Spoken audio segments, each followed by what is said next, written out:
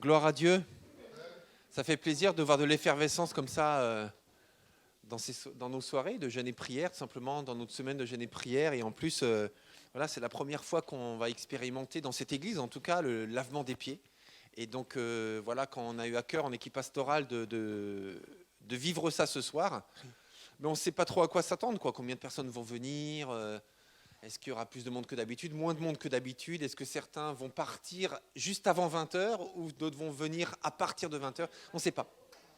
On ne sait pas. Donc voilà, c'était un peu la surprise. Et puis on rend gloire à Dieu parce que c'est une bonne manière aussi de terminer cette semaine.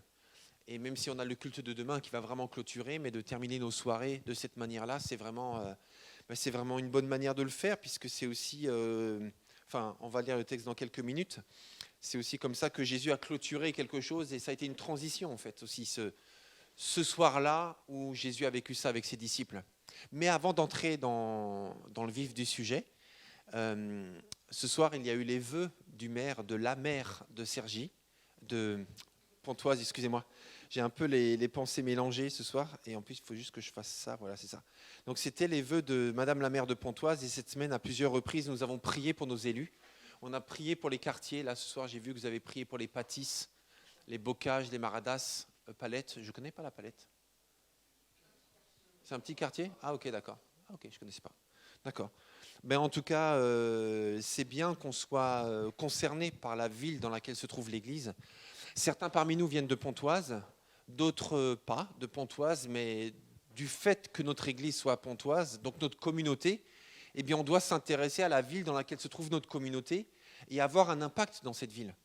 Un impact dans la prière, un impact dans les actes, un impact dans les relations, et que l'on soit connu comme des hommes et des femmes qui aiment leur ville et qui, comme c'est dit dans Jérémie 29, eh bien, qui cherchent le bien de cette ville.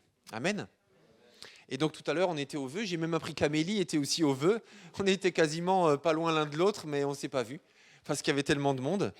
Donc Georges et moi, on a pu aller saluer et souhaiter les bons vœux à Madame la maire de Pontoise. Mais Georges... Alors ce soir, on va vivre ensemble le lavement des pieds. Alors bien sûr, on va comprendre ce que c'est, parce que le but de ce soir, déjà de cet enseignement que je donne, c'est pas de faire une étude biblique sur le sujet. Je ne vais pas être exhaustif, aller très très loin, parce qu'il y a beaucoup de choses à dire sur le sujet, mais ce n'est pas le but de ce soir. Mais simplement, on va voir quelques principes de ce que Jésus a vécu, pourquoi il l'a vécu, qu'est-ce qu'il a voulu transmettre comme message et comme modèle à suivre lorsqu'il a vécu ça avec ses disciples. Donc on va simplement se poser 3 questions ce soir en lisant le texte de Jean 13. Donc vous pouvez déjà prendre dans vos Bibles parce qu'on va lire le texte en entier. Donc Jean 13. Voilà.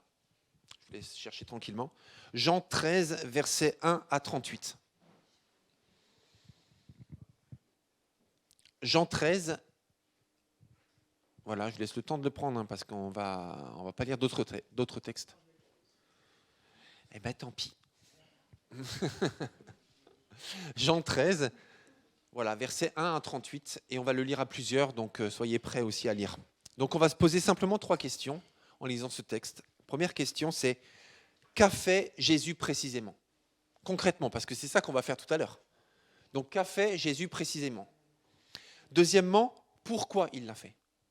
Dans quel but? Et troisièmement, qu'est-ce que Jésus demande à faire à ses disciples suite à ça? Donc, quel est le modèle à suivre et à reproduire?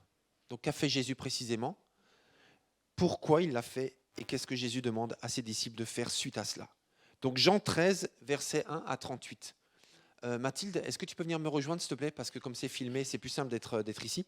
Est-ce que tu peux lire, par exemple, les 7-8 premiers versets? C'était juste avant la fête de la Pâque. Jésus savait que l'heure était venue pour lui de quitter ce monde pour s'en aller auprès du Père. C'est pourquoi il donna aux siens, qu'il aimait et qui étaient dans le monde, une marque suprême de son amour pour eux. C'était au cours du repas. Déjà, le diable avait semé dans le cœur de Judas, fils de Simon Iscario, le projet de trahir son maître et de le livrer. Jésus savait que le Père avait tout remis entre ses mains, qu'il était venu d'auprès de Dieu et qu'il allait retourner auprès de lui. Il se leva de table pendant le dîner, posa son vêtement et prit une serviette de lin qu'il se noua autour de la taille. Ensuite, il versa de l'eau dans une bassine et commença à laver les pieds de ses disciples, puis à les essuyer avec la serviette qu'il s'était nouée autour de la taille. Quand vint le tour de Simon-Pierre, celui-ci protesta. « Toi, Seigneur, tu veux me laver les pieds ?» Jésus lui répondit, « Ce que je fais, tu ne le comprends pas pour l'instant, tu le comprendras plus tard. » Merci. Joël, tu peux venir continuer, s'il te plaît. Donc là, on est au verset 8, c'est ça ? Tiens, Joël. Après, ce sera toi, Amélie, si tu es d'accord. Merci. Pierre lui dit, « Non, jamais, tu ne me laveras les pieds. » Jésus lui répondit, « Si je ne te lave pas, tu n'auras point de part avec moi. » Simon Pierre lui dit, « Seigneur, non seulement les pieds, mais encore les mains et la tête. » Jésus lui dit, « Celui qui est lavé n'a besoin que de se laver les pieds pour être entièrement pur. Et vous êtes purs, mais non pas tous, car il connaissait celui qui le livrait. C'est pourquoi il dit, vous n'êtes pas tous purs. Alors qu'il leur eut lavé les pieds et qu'il eut pris ses vêtements, il se remit à table et leur dit, comprenez-vous ce que je vous ai fait? Vous m'appellerez maître et seigneur, et vous dites bien car je le suis. Si donc je vous ai lavé les pieds, moi le Seigneur et le maître, vous devez aussi vous laver les pieds les uns aux autres, comme ce soir. Car je vous ai donné un exemple afin que vous fassiez comme je vous ai dit. En vérité, je vous le dis, le serviteur n'est pas plus grand que son Seigneur, ni l'apôtre plus grand que celui qui l'a envoyé. Si vous savez ces choses, vous êtes heureux pourvu que vous les pratiquiez. Ce n'est pas de vous tous que je parle, je connais ceux que j'ai choisis, mais il faut que l'Écriture s'accomplisse. Celui qui mange avec moi le pain a levé son talon contre moi. Merci Joël.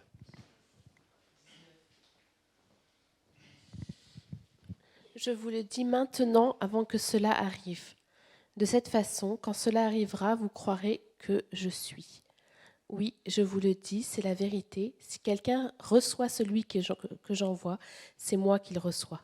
Et la personne qui me reçoit aussi celui qui m'a envoyé. Merci. On va s'arrêter là en fait. J'ai mis 38, mais on va s'arrêter là. Merci beaucoup, merci à tous les trois pour votre lecture. Alors, c'est quoi le contexte ? Le contexte, je ne sais pas dans votre traduction, moi j'ai la traduction La Bible du Semeur, enfin j'en ai plusieurs, mais c'est celle que j'utilise le plus souvent. Et en titre de ce chapitre, il est écrit... Non, c'est pas écrit ça chez moi, c'est écrit ça chez vous, mais chez moi c'est écrit Les adieux du Maître. Ouais. Et j'aime ce titre, parce qu'il en dit long sur ce qui va se passer après. Et ça, effectivement, Jésus lave les pieds de ses disciples, c'est une étape des adieux du Maître. Mais ça fait partie de ce dernier moment que Jésus passe avec ceux qu'il a choisis, qu'il a mis de côté. Pendant 3 ans, il a passé du temps avec eux et il ne faisait pas que les enseigner, mais il vivait avec eux, il mangeait avec eux, il dormait dans la même maison, il voyageait ensemble, enfin, il passait tout le temps ensemble quasiment pendant 3 ans. Et maintenant, il va leur dire au revoir. Et c'est la dernière soirée qu'ils passent ensemble avant que Jésus ne soit arrêté, soit livré et crucifié. Donc, c'est avant d'aller au jardin de Gethsémanée, pour ceux qui connaissent. Donc là, on est vraiment dans le moment le plus solennel que Jésus a vécu avec ses disciples, parce qu'il leur dit au revoir. Donc, ce qui va se passer dans ce chapitre-là, c'est un peu l'essentiel de ce que Jésus veut laisser à ses disciples. Vous savez, c'est comme un au revoir, les derniers mots qu'on veut dire à quelqu'un avant de partir ou avant de mourir. En fait, les derniers mots, souvent, sont les plus importants. C'est un peu la synthèse de ce qu'on estime fondamental. Et même si Jésus va ressusciter, il leur parlera après sa résurrection, mais n'empêche que c'est un moment solennel et très important. Donc j'aime bien ce titre, Les adieux du Maître. C'est aussi pendant ce repas qu'il instaure la Sainte Seine. Ce n'est pas un détail. parce que ça aussi c'est quelque chose qu'on répète et il nous a demandé de le répéter jusqu'à son retour. Donc c'est aussi lors de ce dernier repas de la Pâque que Jésus instaure la Sainte Seine. L'apôtre Jean, qui a écrit cet évangile, consacre beaucoup de place dans son évangile à ce dernier repas. Juste pour ce dernier repas. Je ne parle même pas de Gethsémane et la suite, mais juste le temps du repas. Jean consacre 5 chapitres. C'est énorme. 5 chapitres juste pour le moment du repas. Et vous savez comme moi que Jean n'est pas un évangile comme les autres. Jean, en fait, les 3 évangiles, les 3 premiers en général, j'avais dit que je ne ferais pas une étude biblique, excusez-moi. Excusez-moi. Donc, Jean n'est pas un évangile comme les autres, et je dis juste ça, en fait, dans le sens de l'étude, c'est que Jean se concentre sur le sens des choses. Il passe peu de temps à la description, au développement, tout ça, mais il se concentre sur le sens des choses. Pourquoi Jésus a fait ce qu'il a fait? Pourquoi il a dit ce qu'il a dit? Donc Jean est particulier parce que voilà, il a eu une révélation particulière de la part de Jésus, il a compris des choses particulières de la part de Jésus. Bon, désolé, je m'arrête. Je pense à plein de choses encore. Ok, je m'arrête. Enfin, dans ce développement-là, je veux dire. Donc 5 chapitres consacrés uniquement à ce dernier repas. Donc là, nous sommes à un moment clé de sa mission. Alors que fait Jésus précisément pour l'acte du lavement des pieds? C'est très simple. Vous vous rappelez? Allez-y, c'est marqué sur un verset. Alors, excuse-moi, vas-y Sarah, tu avais commencé. Ok. Oui.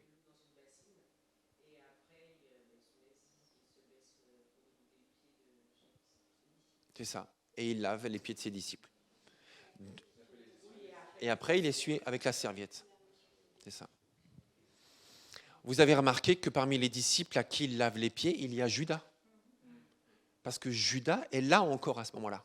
En fait, il ne sera pas là pour l'instauration de la Sainte Seine parce que Jésus lui demande de quitter et d'aller faire rapidement désormais ce qu'il doit faire.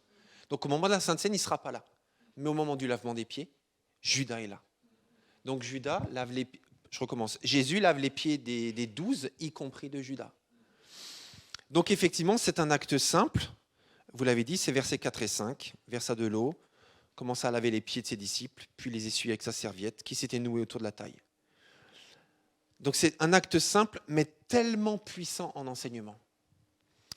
En fait, c'était une démarche spirituelle. Tu peux passer à la diapo suivante juste, Patrick, s'il te plaît.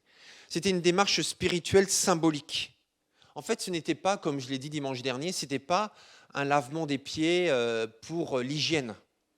Parce qu'en fait, la Bible dit que le repas avait déjà commencé. Donc ça veut dire que l'accueil habituel que l'on fait lorsque des voyageurs viennent, enfin là en l'occurrence, il n'y avait pas de voyageurs, ils étaient entre eux, eh bien en fait, l'étape du nettoyage des pieds, quand on rentre dans un lieu pour ne pas ramener toute la poussière, la saleté, en plus c'était le week-end de Pâques, donc pour la célébration de la Pâques, on sacrifiait des animaux, il y avait beaucoup de monde, il y avait beaucoup de poussière, il y avait certainement des animaux qui circulaient dans les rues de Jérusalem avec des excréments par terre, parce que quand les animaux passent, c'est ce qui se passe. Donc en fait, le sol de dehors était vraiment sale.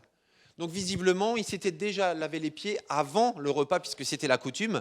Donc là, ce n'était pas un acte d'hygiène. Jésus essayait de leur enseigner autre chose. C'était vraiment une démarche spirituelle et symbolique. Ok. Donc c'est le maître, et donc le premier symbole très très fort, c'est que c'est le maître qui lave les pieds de ses disciples. Le maître. Ça n'existe pas en fait. Ça ne se faisait jamais. Normalement, c'est les serviteurs qui lavent les pieds des invités quand il y a des serviteurs. Et s'il n'y a pas de serviteurs, c'est qui? C'est? Non, c'est pas chacun qui le fait, parce que quand tu accueilles chez toi quelqu'un, non, c'est pas l'autre non plus. S'il n'y a pas de serviteurs dans la famille, qui c'est qui fait les petites tâches dans la famille? Les enfants, exactement. Et je dis ça parce qu'au Tchad, moi je l'ai vécu, alors on ne m'a pas lavé les pieds quand j'allais chez les gens, mais laver les mains. Par contre, c'est les enfants et les filles, enfin au Tchad encore, je ne dis pas ça, on n'ouvre pas de débat, ok? Mais c'est ce qui se vit. On arrive chez les gens, on propose une bassine avec une cruche, avec un savon. on se lave les mains. Et quand il y a des enfants, enfin quand il y a la famille, eh bien en fait c'est les enfants et les filles qui viennent toujours pour proposer cette bassine et puis aussi rincer les mains et donner le torchon pour s'essuyer les mains. Mais à l'époque, dans le cadre des pieds, c'était la même chose. Quand il y a des serviteurs ou des esclaves, c'est eux qui le font. Quand il n'y en a pas, c'est les enfants, les filles préférablement. Et quand il n'y a pas d'enfants, c'est l'épouse. Et quand il n'y a pas d'épouse, parce qu'on est entre hommes par exemple, eh bien en fait c'est l'hôte, effectivement, qui le fait. Mais ça c'est dans le dernier des cas. Mais ce qui est sûr, c'est que s'il y a quelqu'un de riche, de noble ou avec des grandes responsabilités, c'est certainement pas lui qui le fait aux autres. C'est les autres qui le lui font à lui. Donc c'était normalement le rôle des serviteurs ou des enfants. Et ce qui est incroyable, donc rappelez-vous, c'est Jean qui écrit ça. C'est Jean qui décrit ça, qui décrit ce que Jésus a dit et ce que Jésus a fait. Et c'est le même Jean, dans son évangile, qui commence l'évangile en disant « au commencement ». Donc Jean commence l'évangile, ce même évangile. Là, on est au chapitre 13, c'est bien ça 13, c'est ça. Premier chapitre, l'évangile commence par dire « au commencement était la parole ». La parole était avec Dieu et la parole était Dieu. Et tout a été créé par elle. Donc rappelez-vous, en fait, il cite la Genèse. J'ai dit que je ne ferais pas d'études bibliques, hein, mais laissez-moi finir ma phrase quand même. Donc il cite la Genèse en disant au commencement, en fait, il commence son évangile comme la Genèse commence. Au commencement, Dieu créa les cieux et la terre, c'est la Genèse. Jean, c'est au commencement était la parole. Et en fait, on comprend dans les versets qui suivent que cette parole, c'est Christ. Et après, il parle de quelqu'un d'autre, c'est Jean-Baptiste qui prépare le chemin de Christ. Donc cette parole, c'est Christ. Donc Jean commence son évangile en disant que Christ était au commencement de toutes choses. Tout a été créé par lui. Il a toute la puissance. Il a créé le cosmos tout entier. C'est vous dire l'influence, la puissance de cet homme qui est là. Et c'est lui qui lave les pieds. C'est très, très puissant. On ne pouvait pas imaginer un contraste plus grand. Parce que c'était encore plus fort qu'un centenier romain, c'était plus fort qu'un rabbin, c'était plus fort qu'un roi. C'est le créateur du cosmos. Et Jean le dit en commençant son évangile. Donc c'est conscient de ça qu'il relate ces paroles de Jésus et cet acte de Jésus en disant ce créateur du cosmos, c'est lui qui se met à genoux et qui lave les pieds de ses disciples, y compris de Judas. Ça, c'est le premier symbole qui est bouleversant. Parce qu'il est là, à genoux, pour laver les pieds de ses disciples. Et en préparant juste la pensée de ce soir, j'ai relu Ézéchiel chapitre 1. J'ai relu Apocalypse chapitre 4. Ézéchiel chapitre 1, on a une description de Christ qui est présenté comme un être étincelant de lumière, assis sur un trône, debout sur une plateforme. Cette plateforme est tenue par 4 créatures. Je vous invite à relire chez vous tranquillement. Et là, vous verrez une description de Christ qui fait que c'est indescriptible, incroyable, cet être de lumière. Apocalypse chapitre 4 nous dit que les anciens, les vieillards, les rois de la terre prennent leur couronne et la déposent à ses pieds. C'est vous dire la gloire de Christ. Et là, c'est lui qui lave les pieds de ses disciples. C'est juste... Là, j'ai un mot anglais, excusez-moi, qui me vient, c'est mind-blowing. Vous voyez ? C'est inenvisageable. Mind-blowing. Et il est à genoux et il le fait. C'est pas étonnant que Pierre ait refusé. Pierre, il dit non, non, non, non. Finalement, quand on arrive à cette étape-là, excusez-moi, et qu'on se dit Pierre a refusé, mais oui, bien sûr, il faut refuser. Tu laisses pas le créateur du cosmos te laver les pieds quand même. Déjà, tu laisses même pas l'autre le faire. Tu laisses même pas un homme le faire, mais le créateur du cosmos, non, non, non, Seigneur, tu me laveras pas les pieds. Ça prend sens quand même, non ? Ça veut dire que Pierre était spirituel quand même, c'est qu'il avait compris qui était Jésus et que c'est pas au grand patron de me laver les pieds quand même. On verra après qu'il y a des choses à dire quand même. Donc c'est lui qui lave les pieds, il se met à genoux et il lave les pieds de ses disciples. Donc c'est ça le premier symbole ultra puissant du lavement des pieds. C'est pas le fait de se laver, l'hygiène, tout ça, c'est très très secondaire. Mais c'est vraiment l'humilité. C'est vraiment le leader, c'est vraiment celui qui a des responsabilités, c'est vraiment celui qui est au-dessus selon certains critères humains, qui s'agenouille et qui se met plus bas que l'autre pour prendre soin de lui. Le deuxième symbole très fort dans cette expérience, dans ce vécu de Jésus avec ses disciples, c'est le fait de servir son prochain concrètement. C'est le cœur de la vie de Jésus. Et là, Jésus voulait montrer, avant de donner l'acte ultime de son amour, qui est la mort sur la croix, il a voulu montrer que l'amour, ça ne se dit pas seulement, mais ça se démontre dans les actes. Il ne s'agit pas seulement de dire « soyez serviteurs les uns des autres, aimez-vous les uns les autres », mais moi, je vais te montrer ce que c'est un serviteur. Et je vais te servir. Donc c'est vraiment ça qui est fort, c'est le fait que l'amour se voit dans les actes, et pas seulement dans les paroles. Donc Jésus démontrait toujours ce qu'il disait. Quand il disait quelque chose, il le démontrait, il l'incarnait. Parce que les actes parlent souvent plus que les mots. C'est vrai ou c'est pas vrai? On peut dire une chose, mais si les actes font le contraire, ben ça annule le message. Je peux dire « je t'aime mon frère », mais si je ne le démontre pas dans mes actes, ben ça ne veut rien dire. Et on ne peut pas dissocier l'amour que l'on a pour Jésus et l'amour que l'on a pour les autres. C'est pour ça que Jésus a dit « faites la même chose les uns avec les autres ». Parce que moi, je vous le fais, mais vous devez pouvoir le faire les uns aux autres. Parce qu'on ne peut pas dire « j'aime Jésus » si je n'aime pas les autres. Pourtant, ça existe. Ça existe, même avouons, ça existe des fois en nous. On ne va pas l'avouer, d'accord, mais moi je l'avoue pour vous. Des fois en nous, ça existe. On peut passer un temps d'adoration, d'admiration, enfin vraiment d'intimité avec Christ qui est tellement bon, et on est vraiment face à une connexion de cœur à cœur avec Christ qui est authentique. Je ne parle pas d'hypocrisie, mais vraiment c'est authentique. Et on est capable, juste avant, juste après, pas pendant parce qu'on est concentré sur Christ, mais juste avant ou juste après, on est capable de détester quelqu'un.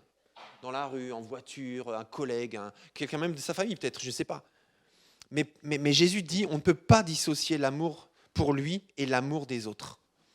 Et le grand commandement, quand quelqu'un a demandé à Jésus, c'est lequel le plus grand commandement? Il y en a des centaines, hein. Le plus grand. C'est quoi? C'est de ne pas avoir d'idole, c'est de ne pas commettre adultère, c'est de ne pas voler, c'est de ne pas tuer. C'est quoi le plus grand commandement? Ben, Jésus a répondu, le plus grand commandement, c'est d'aimer Dieu. En fait, la personne qui a posé la question, il a dit, c'est lequel le plus grand commandement? Donc il a demandé un commandement en réponse. Ben, Jésus a dit, ben, le plus grand, c'est d'aimer Dieu de tout son cœur, toute son âme, toute sa force, toute sa pensée. Et voici le second, qui lui est semblable. Ça veut dire que Jésus a placé au même niveau, c'est pas moi qui le dis, hein, c'est Jésus qui l'a dit, au même niveau, l'amour qu'on a pour Dieu et l'amour qu'on a pour les autres. Et voici le second qui lui est semblable, c'est d'aimer son prochain comme soi-même. Ça veut dire que Jésus a fait de ces deux commandements un seul commandement, une seule réponse. C'est le plus grand commandement, c'est ces deux commandements. Et le deuxième est semblable au premier. Pourtant, nous, on pourrait dire, enfin, on aurait envie de dire plutôt, mais non, il vaut quand même mieux toujours aimer Dieu que aimer un être humain. Mais Jésus dit, aime ton prochain comme toi-même, est semblable à aimer Dieu de tout son cœur et de toute ta pensée. Et même, toujours le même Jean, le fameux Jean qui a écrit l'évangile de Jean et qui nous relate cette situation, a dit dans sa première lettre, 1 Jean 4, verset 20, « Si quelqu'un prétend aimer Dieu tout en détestant son frère, c'est un menteur. Car s'il n'aime pas son frère qu'il voit, il ne peut pas aimer Dieu qu'il ne voit pas. C'est pas possible. » C'est 1 Jean 4, verset 20. Donc Jean avait bien compris le message de Jésus, le message global de Jésus, et ce qu'il a vécu avec Jésus ce soir-là lors de ce lavement des pieds. Alors je termine. Que demande Jésus à ses disciples de faire suite à cela? Ben, la même chose. La même chose. Alors, on l'a vu tout à l'heure à la préparation de nouveaux membres avec Samuel et avec Nancy, merci. Eh bien, on a vu ensemble que dans l'Église de Dieu, la particularité, c'est que l'Église de Dieu, depuis, enfin maintenant, je n'ai pas le souvenir, c'est pas forcément depuis le tout début, mais assez tôt dans l'histoire de l'Église de Dieu, qui a 100 ans, eh bien, nos pères qui nous ont précédés ont souhaité mettre dans la déclaration de foi la Sainte Seine et le lavement des pieds ensemble. Parce que pour eux, la pratique concrète de s'humilier, de se rabaisser pour laver les pieds de quelqu'un, eh bien, ça doit être un symbole suffisamment important et sérieux pour qu'on le pratique en Église. Même si certains diront, oui, mais moi je peux balayer chez toi si tu veux, moi je peux te donner tous les coups de main que tu veux, mais te laver les pieds, je vois pas l'intérêt, on n'est plus à l'époque, je peux te passer l'aspirateur, je peux laver ta voiture, je peux t'emmener aux toilettes, je peux faire tout ce que tu veux, mais te laver les pieds, ça n'a pas de sens. Ben, dans l'Église de Dieu, on pense que ça a un sens. Concret. Quand je dis concret, c'est de vraiment laver les pieds. Alors la réaction de Pierre. Revenons-y juste 2-3 minutes. La réaction de Pierre. Donc, rappelons-nous, hein, on a le créateur du cosmos qui lui dit, Pierre, je vais te laver les pieds. Lui, il dit, non, Seigneur, je ne peux pas te laisser faire ça quand même. Ce n'est pas ton rôle. Toi, tu as d'autres choses à faire. Toi, tu es venu pour d'autres choses. Toi, tu as même tout créé. Donc, non, tu ne vas pas me laver les pieds. Et là, Jésus lui dit, Pierre, écoute-moi bien. Si je ne te lave pas les pieds, tu n'auras pas part avec moi au royaume des cieux. Et là, le même Pierre qui a dit, Jésus, c'est hors de question, tu ne me laves pas les pieds. 2 minutes après, il dit, Seigneur, lave-moi les pieds, les cuisses, les fesses, le torse, la tête, lave-moi tout entier. Mais il y a 2 minutes, tu ne voulais même pas les pieds, et maintenant tu veux tout. C'est là où on reconnaît Pierre. Vous avez le profil de jamais, toujours. Je veux dire, c'est hors de question, bon d'accord. Mais est-ce qu'il n'y a pas moyen de trouver un juste milieu quand même ? Et c'est là où ça me parle en fait un peu, parce que Pierre, il est un peu excessif, mais ce qui me parle quand même, c'est que, rappelez-vous aussi de ce même Pierre qui avait dit à Jésus, parce que Jésus les avait avertis qu'ils allaient tous l'abandonner. Là, Pierre, il dit non, eux, ouais, eux, je les reconnais bien, là, je les vois dans ta prophétie, je vois les noms, je vois les visages, ils sont là, les 11 là. Mais moi, jamais, Seigneur, jamais je ne t'abandonnerai. Moi, jamais de la vie. Et là, Jésus lui a dit, Pierre, vous voyez quand même la symétrie avec ce passage. Là, Jésus lui dit, mais Pierre, avant que le coq chante, tu m'auras rogné 3 fois. Et là, il a dû se dire, mais non, on ne dit rien en fait, mais au fond de lui, il a dû se dire, c'est juste impossible. Et effectivement, c'est exactement ce qui s'est passé. La Bible nous dit que quand le coq a chanté, Jésus, je ne sais plus si c'est juste après ou juste avant, mais Jésus a croisé son regard en fait. Et la Bible nous dit que Pierre a pleuré amèrement.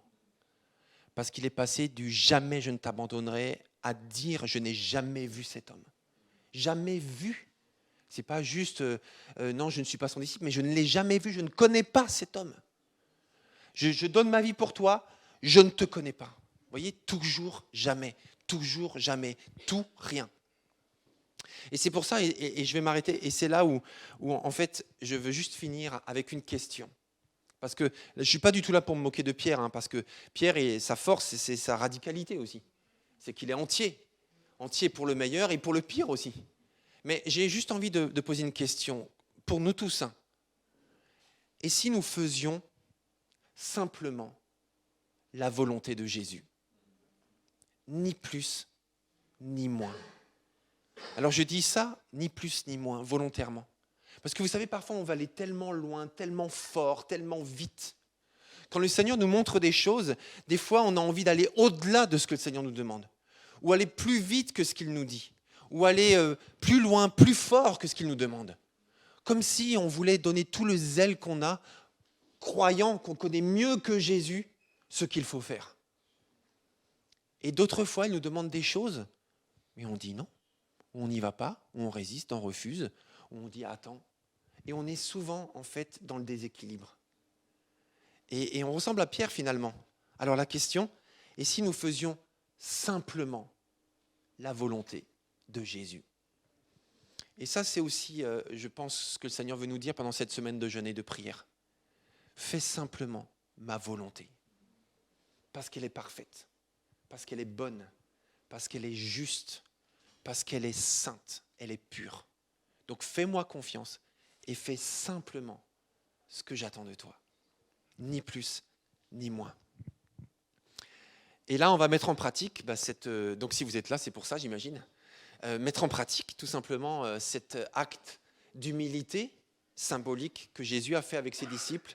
Et Jésus leur a demandé de faire la même chose. Il y a des tas de versets où Jésus a dit, vous savez comment ça se passe dans le monde, en fait, les grands tyrannisent les petits, qu'il n'en soit pas de même parmi vous, mais soyez les serviteurs les uns des autres. Donc ça, c'est quelque chose qui revenait souvent dans les paroles de Jésus. Et quand les disciples se battaient pour savoir qui était le plus grand, Jésus leur amène un petit enfant.